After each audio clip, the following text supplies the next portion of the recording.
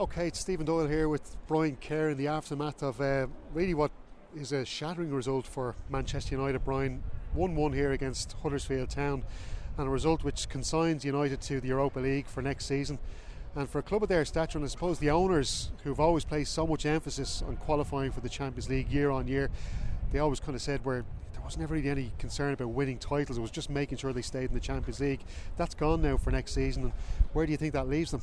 Well, it doesn't leave them it leaves them in a very uncomfortable place, and obviously the rebuilding that they have to do to get back into what Ollie Solskjaer talked about winning again, winning championships, not just being in the top four.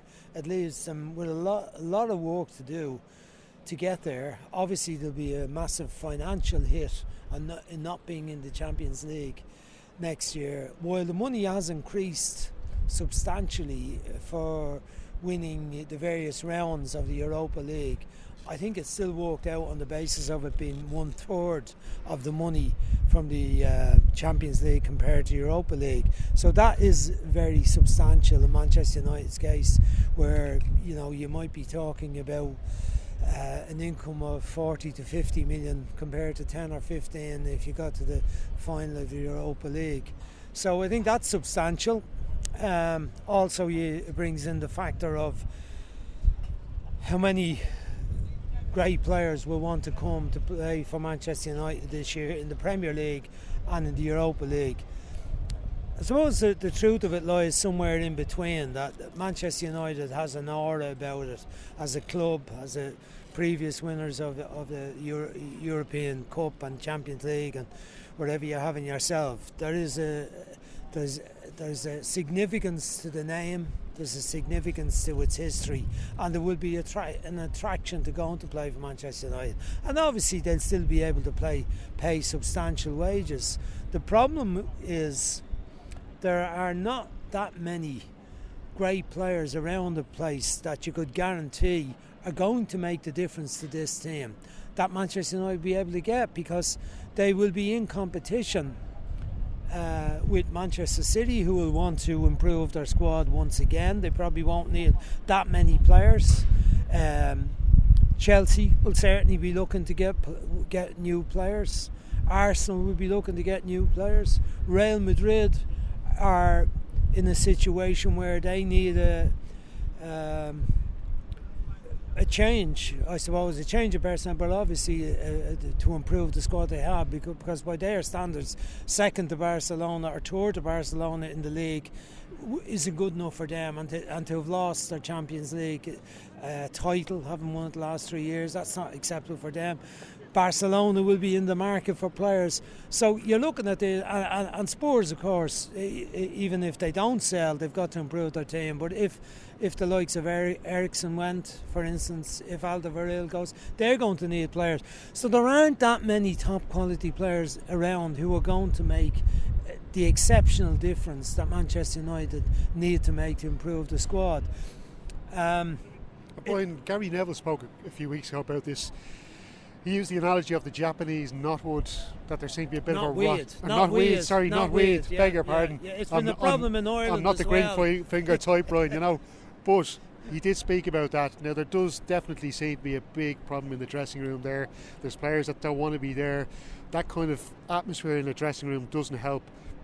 How many players is he going to have to shift out of there this summer? Well, look, we don't know what the story is. Gary Neville probably has a bit more of an ear to the ground and knowledge of what's going on and what players are disenchanted and don't want to be there. Well, it looks like Herrera, for one, doesn't want to be there because he hasn't signed a new contract. It looks like he's going to be on his way.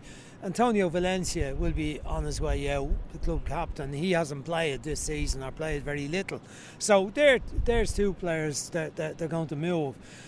Pogba, De Gea? Well, we don't know what's going to happen with De Gea's lost form. Had a good game today, it has to be said. He's still hovering over a new contract as well. But made good saves today. Good saves with his feet, and but he couldn't stop the goal. But he's had a bad time recently, and he's probably looking forward to the end of the season. But he may well be thinking, is it time for me to change now? He'd be a hard one to replace. There's not many goalkeepers of his ability around the place. But, you know, Pogba, will they get a taker for him? It appears they would. That Real Madrid, that Raiola, the agent, has been already talking to Real Madrid about him. So if they got 100 million, if they got their money back, I think they'd be doing well. If they got 150 held out for that type of money, I think that would give them the type of money they need to get a couple of players that might improve the squad they have. But there's so many players that you're looking at saying, what will they do? We don't know what they're going to do. I don't know if I'd say themselves.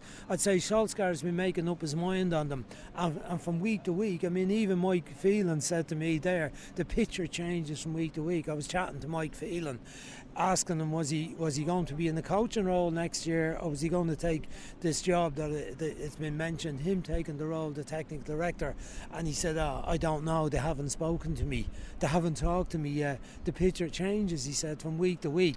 And what he means is that results changes the perspective. If they'd gone on at the end of the season and won all the games, or won enough games to get them into the top four, well, then there's a comfort about, well, we've not done too bad, things have improved under the new manager, and there's a lot of the squad are good enough to bring us forward in the future. But because results have been so inconsistent, they've lost 7 games, they've won 2, drawn 2 and lost 7 out of the last 11 matches. Now, in fairness, in there's 2 Barcelona games, but they've lost other games to lesser teams they shouldn't be losing to, Manchester.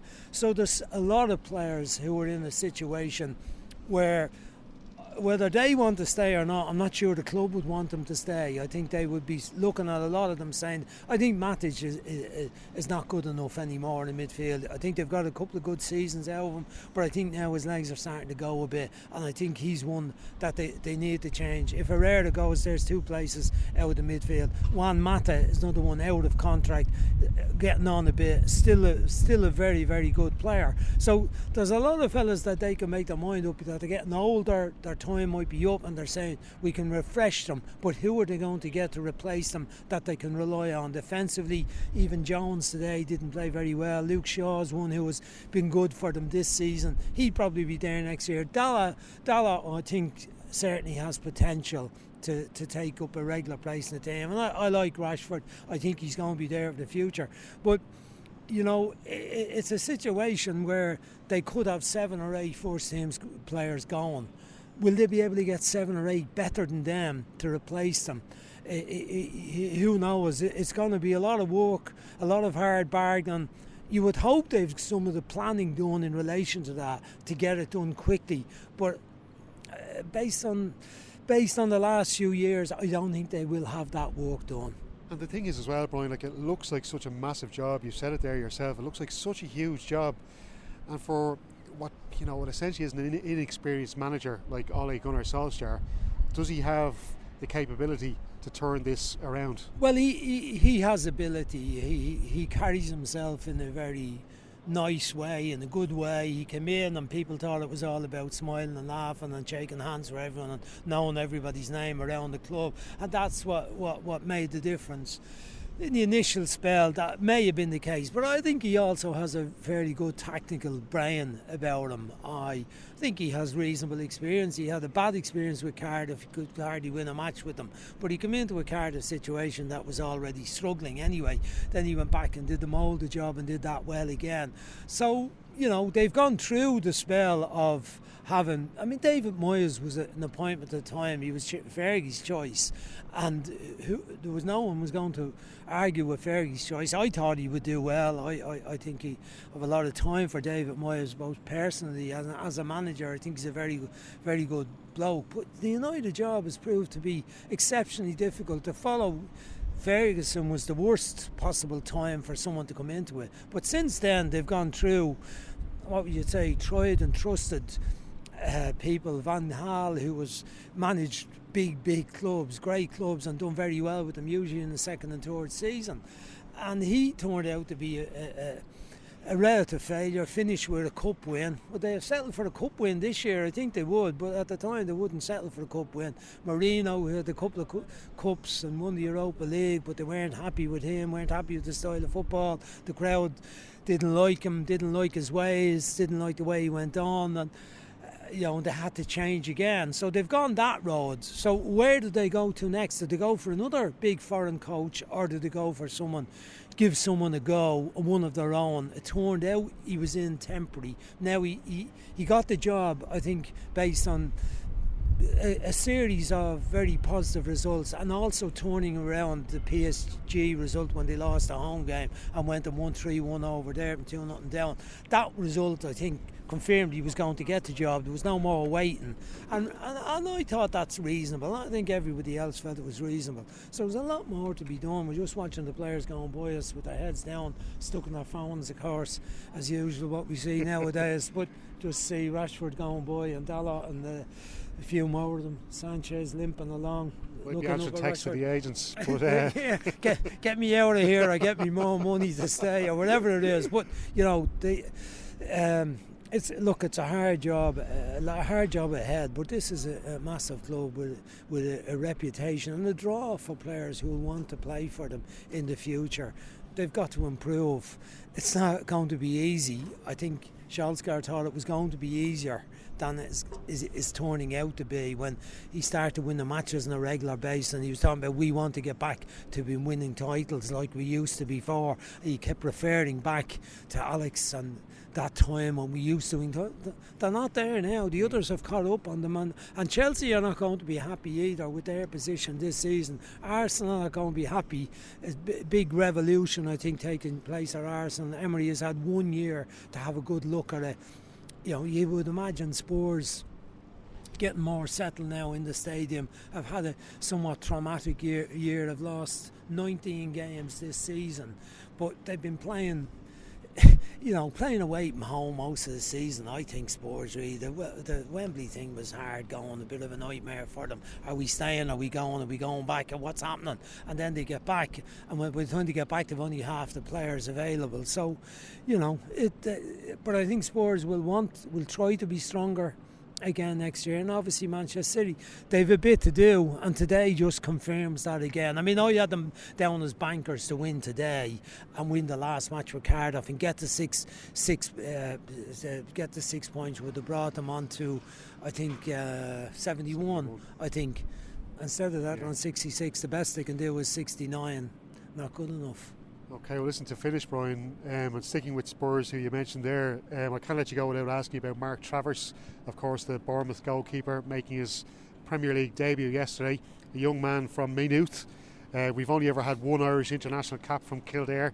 He might be the next one. Of course, came from Lucan United, went through Cherry Orchard, Shamrock Rovers, ended up at Bournemouth. Massive day for him. He's the first teenage goalkeeper since Joe Hart in 06 to make a debut like that. A really good performance from him.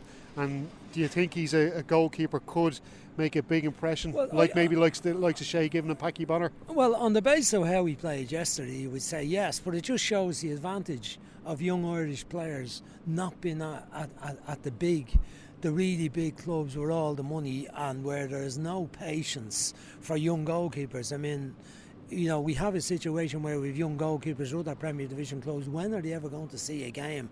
The young lad Basuna from Rovers played the under-17 international the other night that went to Manchester City. I mean, he's struggling to get a game in Manchester City's under-18 team at the moment. Kelleher at Liverpool. At least he's sore choice. He's warming up every day with Mineley and Allison. Harris slipped away at United as well, hasn't he? Harris, but he's playing games, isn't he? Down low. He's playing games, and that's really positive. But here we get a young lad, Travers, getting a goal, getting a match in the first team, where they've two experienced keepers, neither of them who have played very well, but at least they didn't go out and buy a £20 million goalkeeper in January. You had to play ahead of transfers. They took a chance on him yesterday, played him in the match, and now next season, you would imagine he'd be at least second choice next year. If you would hope he'd be first choice, but he mightn't be. He might be second choice next year. But that's goalkeepers, just like every other player, but it can be harder for them they need to play games, and you need to play games in men's football, not in reserve football, not in underage football. You need to play games in matches where people's jobs are at stake, and people's jobs are at stake no matter what division you're in professional football. With the reserves, it's not the same. There's not the same pressure. It's about development and giving players opportunity and watching the style and all that.